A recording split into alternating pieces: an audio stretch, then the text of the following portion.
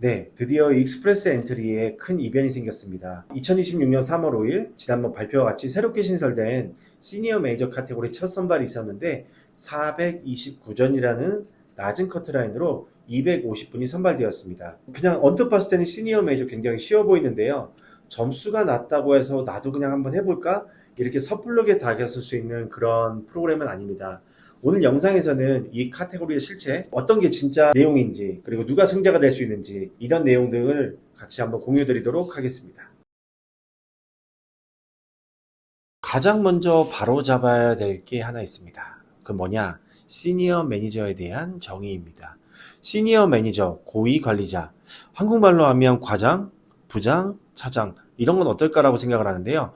캐나다에서 말하는 시니어 매니저의 정의는 그런 게 아니고 회사의 전체적인 정책과 방향, 그리고 계획, 이런 것들을 계획하고 수립할 수 있는 임원들에 대해서 시니어 매니저라는 표현을 쓰고 있습니다. 물론 부장님, 차장님 이런 직급들이 불가능하다는 건 아니지만 일반적으로 통용되는 시니어 매니저에 대한 정의는 임원급에 대한 내용이 해당되기 때문에 여러분이 익스프레스 엔트리에 뽑혔다 하더라도 서류 제출하신 후에 내용 부족으로 거절이 될 수도 있기 때문에 이 부분은 반드시 잡고 가셔야 됩니다. 두 번째는 단순히 이 업무를 할 수 있고 관리하는 차원이 아니라 영어 성적이라든가 학력이라든가 이런 부분에서 내가 이 업무를 수행할 수 있음을 보여줘야 되기 때문에 최소한 2년제 이상의 전문대학교 비즈니스나 경영관리학과 또는 만약에 이공계라고 한다면 전공한 과목과 내가 현재 수행하는 업무와의 연관성도 충분히 보여줘야 됩니다. 또 하나는 심사하는 임명관도 사람이고요. 누구나 서류를 보고서도 상식적으로 이해할 수준이 돼야 됩니다.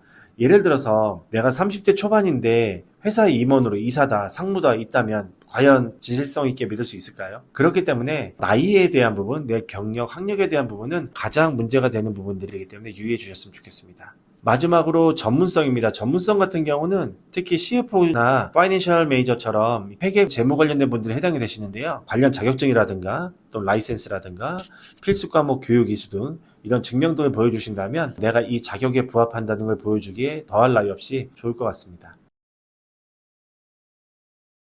점수가 낮다고 무조건 만만히 볼 수 있는 건 아닙니다. 이 세 가지의 기본 장벽이 있는데요. 첫 번째는 캐나다 내에서 합법적인 비자를 가지고 1년의 시니어 매니저로서의 경력이 있어야 됩니다. 이 제로제로 레벨이기 때문에 굉장히 높은 책임감을 요구하고 있거든요. 그래서 경력 진술서, 그 다음에 내 업무 진술서, 잡 오퍼 레터, 재직증명서 이런 데서 나타나는 내 업무 스킬에 대해서는 좀 디테일하게 나타나야 된다고 그렇게 말씀드릴 수 있고요. 두 번째로 영어 성적입니다.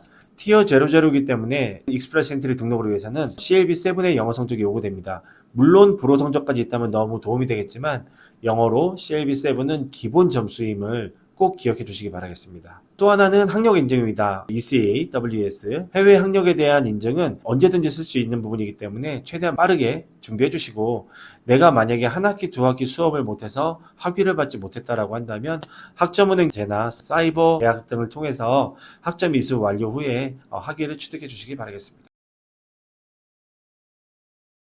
지난번에 그 새로운 카테고리를 선발한다고 했을 때 저는 이민 컨설턴트나 또는 이민 변호사님들하고 소통을 많이 했는데 공통된 의견이 뭐였냐면 앞으로 점수는 더 낮아질 거다. 그리고 선발 인원도 꾸준하게 뽑을 것이다. 가 저희들의 결론이었습니다. 물론 어제 발표에서도 저희들의 예상치를 벗어나지는 않았고요. 그 첫 번째 원인은 이 수요와 공급의 논리에 있을 때 공급량이 정해져 있습니다. 그게 무슨 말이냐?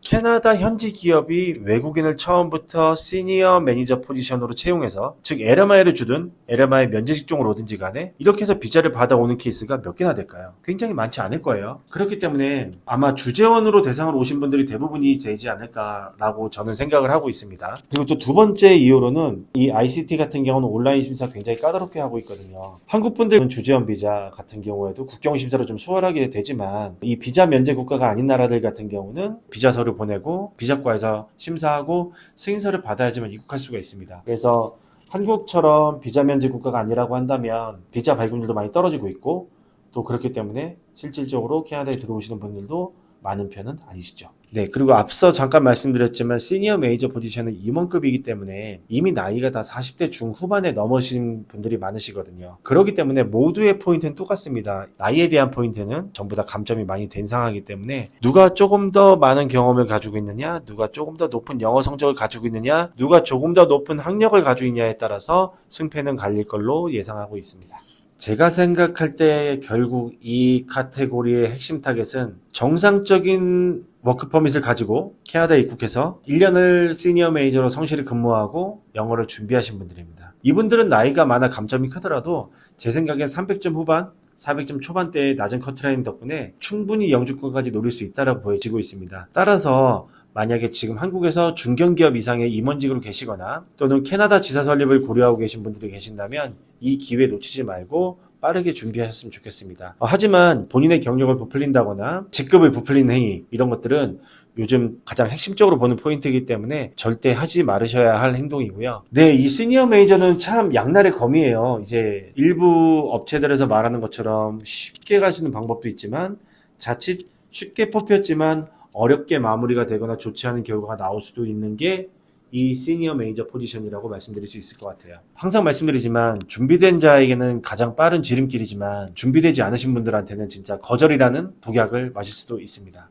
그렇기 때문에 정확한 자격 판정부터 정확한 서류 준비, 그다음에 체계화된 이런 계획을 세워서 준비하신다면 성공적 영주권을 손에 쥘 수 있지 않을까라고 생각됩니다. 네, 혹시라도 궁금하신 점이나 혹시 본인에 대한 자격 판정이 궁금하시다면 언제든지 저희에게 알려주시고요. 댓글로 남겨주셔도 저희가 알려드려서 상담 드리도록 하겠습니다. 다음 영상에서는 좀 주재원 비자를 어떻게 하면 안전하게 받을 수 있을지 한번 다뤄보겠습니다. 네, 구독과 좋아요도 부탁드리겠습니다. 감사합니다.